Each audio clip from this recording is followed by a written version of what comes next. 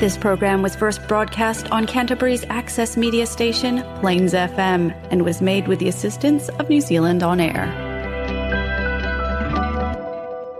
It's time for Emergence News on Plains FM 96.9, citizen-made radio.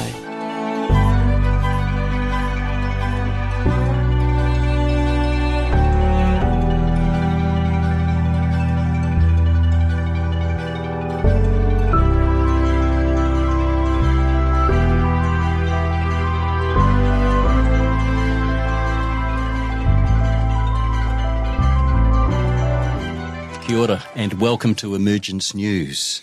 This program is about the new world teacher for the coming age. His name is Maitreya, and he is awaiting the best timing to go public. He is waiting for the best opportunity, that is timing, where the best acceptance of what he has to say exists.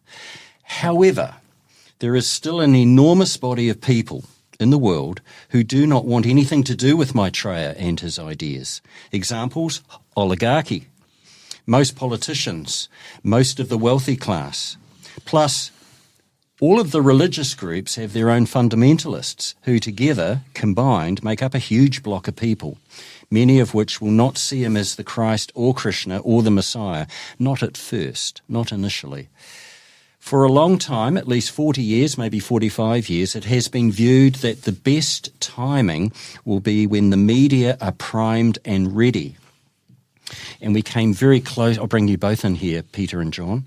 Back in the 1980s, we came very close to Maitreya openly emerging and declaring the Day of Declaration. It almost happened, didn't it, in the 80s, when the media, in particular in Europe and in the UK, it was a close-run thing, according to Benjamin Creme. Yeah, the BBC were involved, and there was a number of journalists back then that were really interested in the story. And some of the stuff that Benjamin Creme was saying, absolutely, yep. And of course, another factor that's involved in Maitreya openly emerging, of course, is when the crumbling economic system brings the West to its knees. That's economically. Many of our political leaders are convinced that we can just continue as we always have done. They are comfortable with 2/3 of the global population living in poverty, with oligarchy owning the media, owning the land, large corporations and business. Those who are most comfortable do not want political or economic change. Many who are suffering and struggling do not vote. They do not protest. You could say many have lost hope. This year, in 2025, there is an event coming up which might just shine more light, provide more hope for humanity and our many issues and problems. The Masters of Wisdom, the spiritual hierarchy, inwardly meet in conclave to support humanity's evolution for the next 100 years.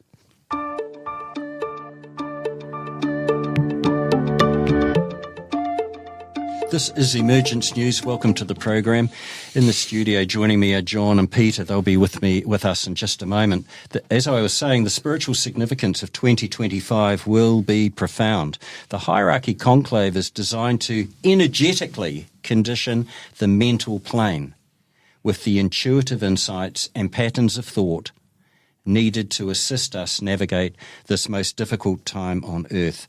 We anticipate more obvious signs of the externalization of the spiritual hierarchy, and perhaps the significance of millions of people on the doorstep of the first initiation. John, I'll bring you in here. I think that could be a huge tipping point. Millions and millions of people on the doorstep of taking their first initiation, consciously or unconsciously. And since I've been reading about Benjamin Creme's definition of evil, I would have to say that the forces of materialism, which represent evil on this planet, have us enthralled to commercialisation and to the material world. They have definitely strengthened their hold on humanity over the last 5 years. Rise in right-wing politics, rise in strengthening of corporate influence in the media and in the political arena, the rise of oligarchy. I said recently, oligarchy are so confident now and so arrogant they have broken cover. There's a lot of media in America at the moment talking to Bernie Sanders, and he is and they're asking him, have we got oligarchy in America? And he is saying, yes, sir. Oligarchy's been with humanity since we stood upright.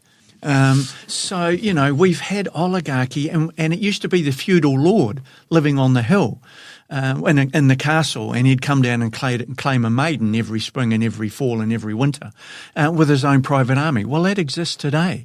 They have their own private armies. So oligarchy It's just they're carrying a suitcase now. Yeah, but they have security. And security are armed. So we have oligarchy, and I would have to say that if this year is an important year for hierarchy, then it's an important year for the masters of materialism. And looking around our political arena at the moment, they are strengthening their hold on the thoughts and minds of humanity. So that would tell me that this is a good year for the forces of light, because the forces of darkness have strengthened their grip.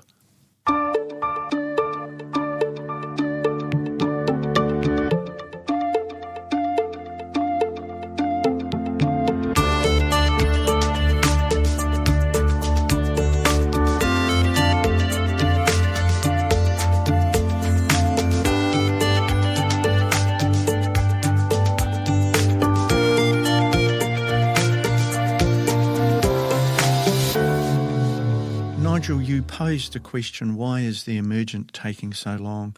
So I dived into Maitreya's Mission Volume 3, and I'm looking at a section called The Art of Waiting. There's 3 ideas that we've actually discussed previously, but I'll expand on them. There's an energetic timing issue, there's the state of humanity, and there's the dark forces. And if I get a chance, I'll also have a look at what Benjamin Creme describes as evil. All right, John. Well, look, I'm into this Maitreya's Mission Volume 3, and I'm into this art of waiting. I love the way Benjamin Creme describes waiting as an art.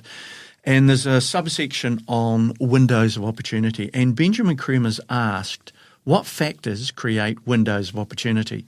And he's gone on to say, as far as Maitreya is concerned, in assessing his assessment of the best time to come forward openly in the world. So I can only address that to the extent that we know some of the factors involved. The major one, Benjamin Creme goes on to say, would be the cosmic energies flowing at any given time, which are cyclic, which change. And Benjamin Creme says, I don't know whether it's day to day, but certainly from week to week, month to month. And Maitreya has to make his assessments on these cycles. Now, last program, Peter talked a lot about where the energies of creation come from in relation to our solar system and our planet, the process they go through and how they affect us when they arrive. So Maitreya, as a master, has to pay attention to the ebb and flow of that energy and choose the most beneficial time to emerge. So that's what Benjamin Creme is talking about. And so that is a major factor for Maitreya. The second thing he talks about is the state of humanity's being, the state of consciousness at any given time as demonstrated by the various events which take place in the world. What we are doing for ourselves, showing an expansion of consciousness if it is of benefit to the world, and the contractions of consciousness if it is another war or some major division which is engrossing the hearts and minds of humanity. Have a look around at the moment, people, the state of America, the state of the political system there, the oppression that's going on in Russia. Let's have a look at the Middle East.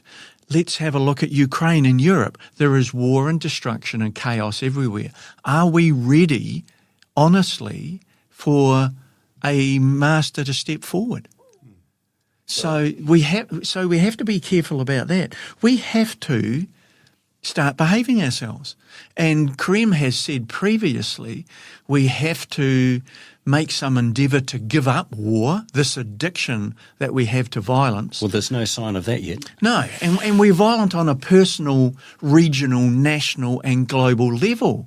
We're violent in all sorts of ways. The other thing that Krem has said, we have to start moving towards this concept of sharing planetary resources. So that's another issue that Maitreya has to manage and, I guess, be aware of. And finally, the third point is there was also the activity of the dark forces, as we call them, the lords of materiality, who, you can be sure, never lose an opportunity to prevent this major threat to their continued enthrallment of humanity. There is one thing they will not find pleasing, the open demonstration of the masters in the world, beginning with Maitreya. So that's another factor. And he goes on to say that these dark forces, it can be difficult for hierarchy to work with their groups without the other side having the intelligence of what is planned and what is actually being done. So what he's saying is these dark forces have the same gear that the good guys do, right? So, yeah. And they have initiates working for them and they have people working for them. He goes on to say, we only recognise the precipitation of events, we don't recognise the forces behind.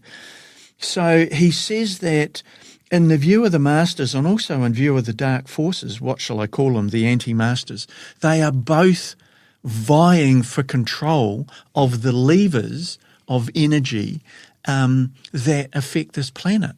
And we know that the forces of light will always be victorious. It's only a matter of time. The planet will evolve. The forces of materialism will be locked into their world to maintain the physical elements of the planet, and the forces of light will win. John, are you saying that the outgoing energy, the sixth ray, that still has a strong level of potency still, and until ray 7 dominates, we're in for a rough ride? Yeah, I think so. And I think also the sort of cleavage that's creating this polarity. It's creating extremism, really. Where's the gentle middle way gone? You know, everything we see in the media... It doesn't get a lot of airtime. It doesn't get a lot of airtime. But Benjamin Krem goes on to say, the masters can cope relatively easily with the dark forces of our planet, however clever they are, and however many hundreds of thousands of people they have on the physical and astral planes to work with and through. But these dark forces are in contact with cosmic forces who are a different kettle of fish altogether.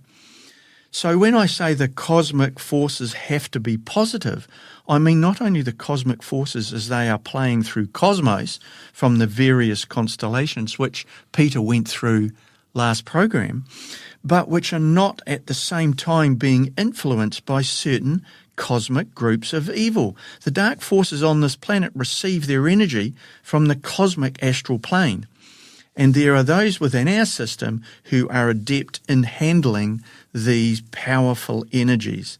All of this is relevant in Maitreya's choice of a window of opportunity, and it's happening all the time. So it's not really a conducive time at the moment. Well, I guess it's not, but also there is opposition. There are human beings that all of our listeners can name that are enjoying being on top of the pile, and they don't want that to change.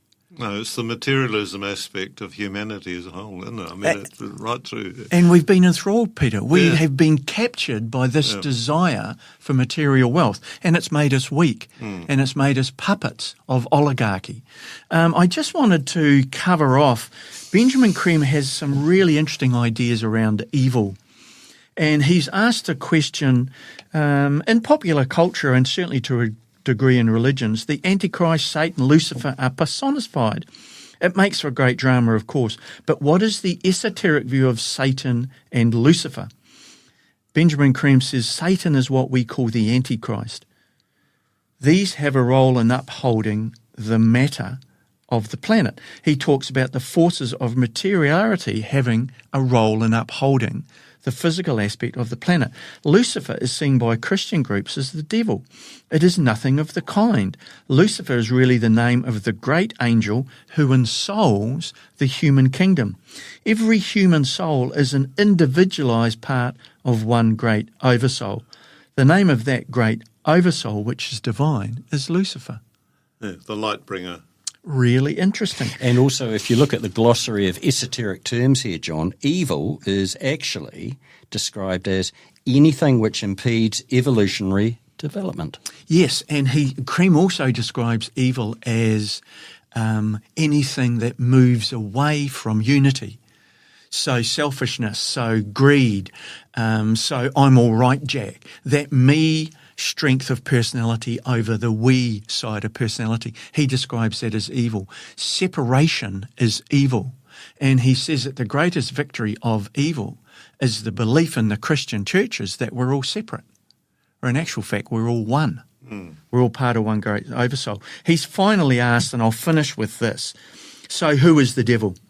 And he comes back with, there is not an individual who is the devil. You could say the opposite of good is the devil. And that is in every one of us. It is just the selfish, greedy, personality expression of individuals. But in esoteric terms, deeply, profoundly, the devil or the forces of evil or the forces of materiality have the role of looking after the fires of the planet. This planet is a living, breathing entity. What a lovely idea. These fires are controlled scientifically, otherwise they would explode and the planet would be destroyed. The whole thing works under law. The lords of materiality, having the role of upholding the matter of the planet, work with the subhuman devic evolution. The elementals on the involutionary arc to carry out that work. They are not content with that, but overflow into the evolutionary arc, and that is where evil comes in. So it's this leaking of one aspect of creation into another aspect of creation that we call evil, and it manifests through humanity. Remember that Maitreya and the masters, so the forces of light, have to work through humanity. So do the forces of darkness. And they're good at it. And they're good at it. And we are suckers for it because it's new cars and flash houses and swimming pools. And capitalism is it's fun if you've got plenty of money. Yeah, and holidays. I want a holiday. We are victims of our own greed and stupidity. This is the Emergence News on Plains FM. For more information, go to shareinternational.org. You are listening to Emergence News. Gosh, this is an interesting topic. It's a bit sobering, John. Look, the bad guys are out there, and it's our choice as to which flag we're going to stand under. And I've chosen the flag of light. I've chosen to help humanity. I've chosen to place my flag in the ground and say, this is where I stand. You've put your stake in the ground. I put my spear in the ground and I say, this is where I stand. The good news is that the forces of light are winning, and they will always win because it is evolution that they're up against, the bad guys are up against. And evolution continues whether oligarchy want it to or not. So the good news is that humanity is well protected from this. But we are susceptible to that little seductive voice that starts in our ego, works with our ego. But once you get above the ego, you can see the benefits of a better world. Once you start seeing the benefits of a better world, you'll see that actually humanity is well protected by the forces of light. And humanity will be well protected by the notion that the seventh ray energy, that cosmic energy, which is going to be the dominant potency throughout the age of Aquarius, is a very different energy from the outgoing sixth ray. Look, the age of Aquarius is... It's about unity. Well, it's about unity. So it is the doomsday of the forces of evil, because the forces of evil require separation. Capitalism requires you to consider yourself separate. Greed requires you to be separate. And separation is the great evil, is the great sin. Once we realise we are one, which is Maitreya's most powerful message, we are one on this planet together. Once that thinking settles in and embeds, the forces of evil will return to their hole in the ground. The power will be diluted. The power will be diluted, but it's up to us. Or the influence will be diluted. Yeah. And the age of Aquarius is the nail in the coffin for the me mentality, because its energies coming in are that of unity and synthesis. So yeah, we're in the right time here. We are going to watch oligarchy slowly dismantle itself through greed and stupidity. It's just a bit of an uncomfortable ride. It's going to be an uncomfortable ride, but all growth is uncomfortable.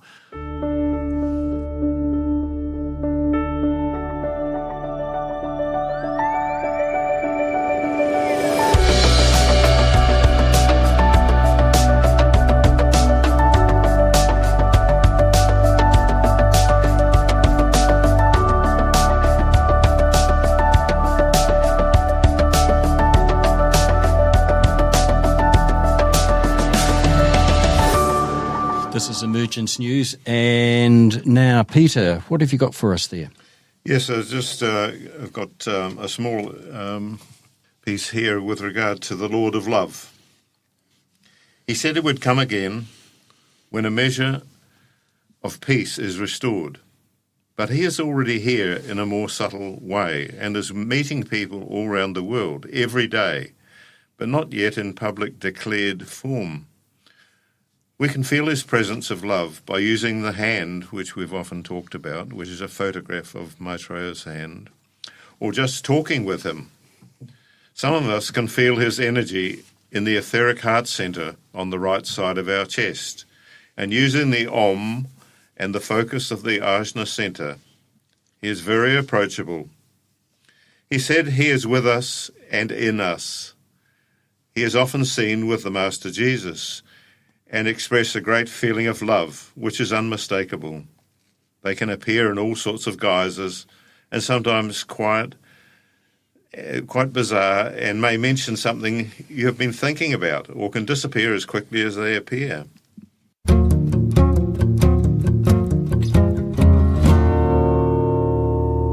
I've got a message here from the Lord Maitreya. He gave 140 messages, and this is number 37. My dear friends, I am pleased indeed to speak to you once more. My mission goes well. My heart fills with joy at the prospect of my renewed contact with my brothers. All who love and serve their brothers I think of in this way. My immediate plan is to reveal myself stage by stage in a certain fashion, and broadening my field of work, speak for all men. Soon I shall be among you in a way unmistakable to your prepared hearts. By this means you will know me, by my light which shines through you, awakening you to service and love.